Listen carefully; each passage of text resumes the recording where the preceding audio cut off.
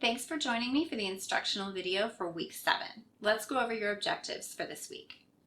This week in the language category, we're going to take another break from new objectives to let you explore some of the ones we've already covered in a little bit more depth. So look at the past language objectives, maybe social rules of language such as turn taking or staying on topic, describing emotions. Go back and look at our previous language objectives, and you can either revisit favorite activities that you've done that your child really loved. You can explore some new activities that maybe you didn't have time for previously, or you can choose this time to focus in on some of the objectives that your child maybe struggled with a little bit and you feel like need a little bit of additional practice. So any of those are fine. We're just going to take a pause here to be able to give you a little bit more time to explore some of those language objectives in a little more depth this week. For the cognitive objective, we have a really fun one, which is using symbols. It falls into the category of thinking.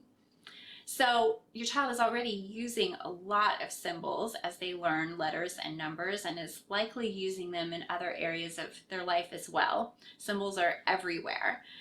They're basically anything that stands for the idea or symbolizes something else. So this week I have some fun ideas for you to incorporate this into your everyday life.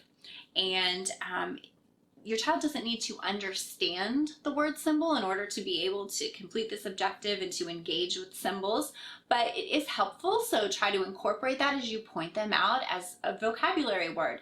Incorporate the word symbol and showing your child lots of examples of what symbols are. There's so many that we encounter every single day. One of the greatest examples and easiest examples is street signs. Stop sign meaning stop, or for instance, a yellow construction sign that might mean caution. You have the skull and crossbones sign, which means danger, or you have the circle with the line through it that means no or don't or prohibited.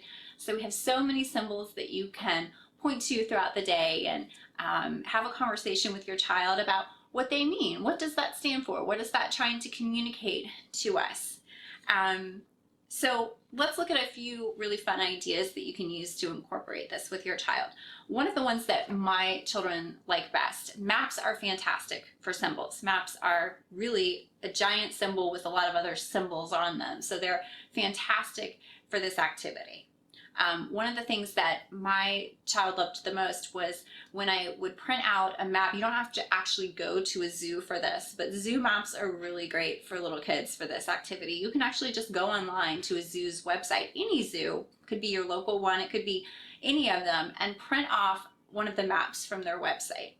And you can use this to talk to your child about what the map is, what the different symbols mean on the legend or the key. My child loved for me to set up stuffed animals in the living room or in their bedroom and make a little zoo, and then they would use the map. So that was great, not only for discussing symbols, but also for learning how to read maps and have a pretend visit to the zoo. Or you could actually go out to the zoo and use the map in reality and show them that way. But that's a fantastic way to discuss symbols and to really get them involved in using symbols and also reading maps. Another sort of simpler activity is just to point them out when you're out and about. Again, while you're driving, while you're on a walk, while you're at the store or at the library. Symbols are absolutely everywhere.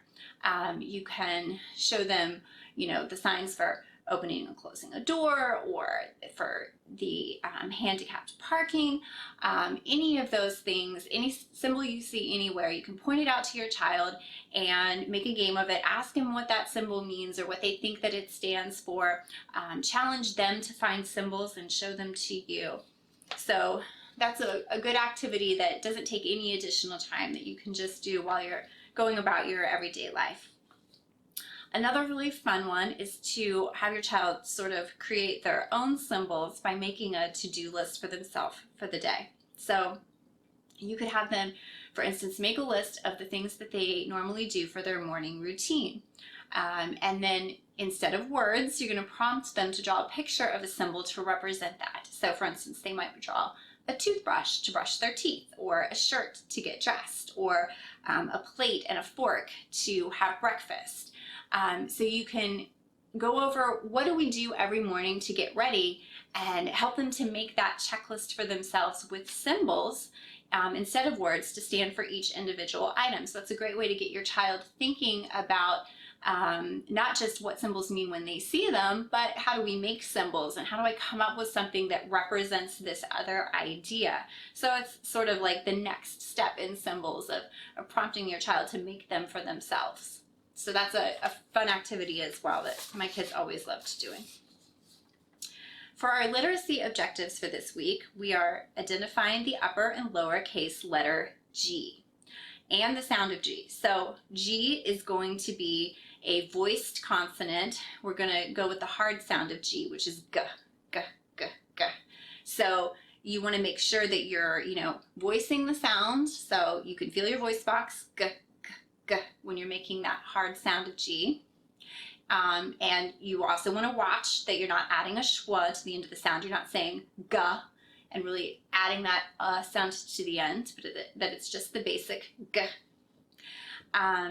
And then when you're looking for examples of words, you want to look for those examples that do use the hard sound of G, which is usually before A, O, U, or consonants is where G is going to make its hard sound. G has a soft sound as well, which is J, like in giraffe.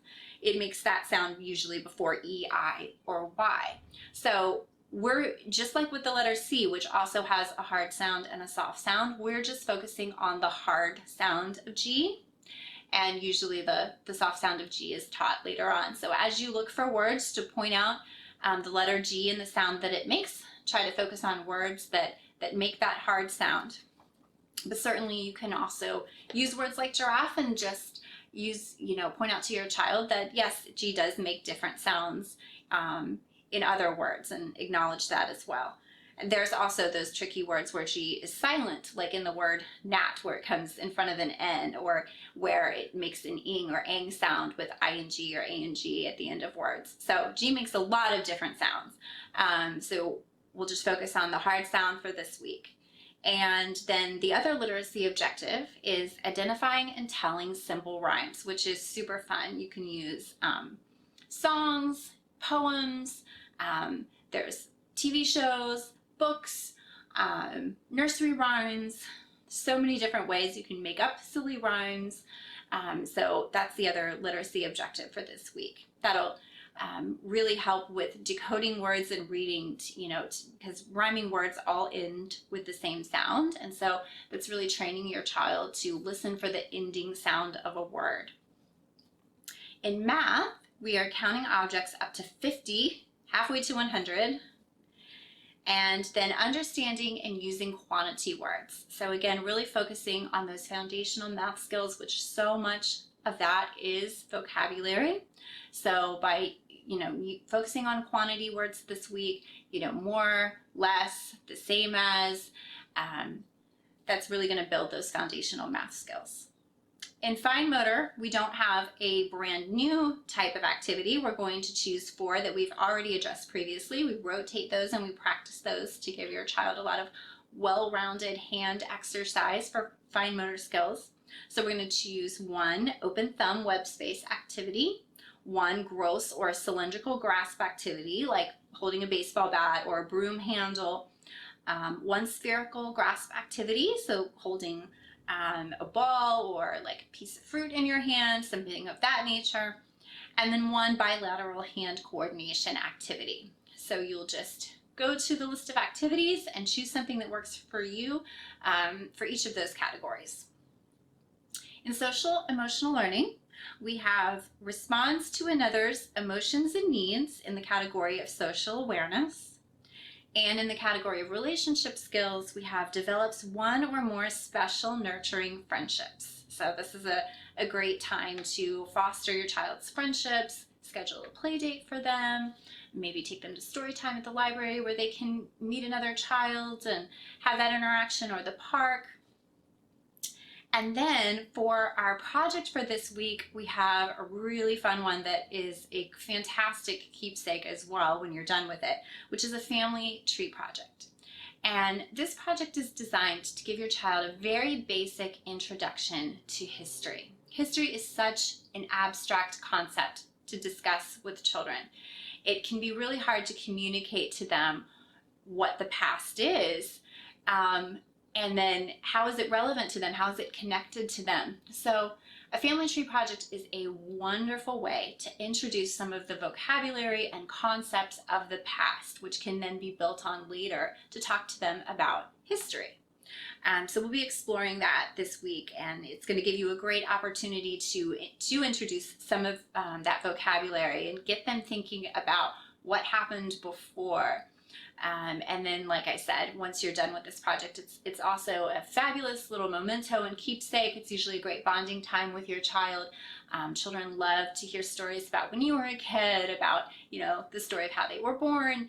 And so this is a wonderful opportunity to share that with your child. And that's it for this week. We will see you back in week 8.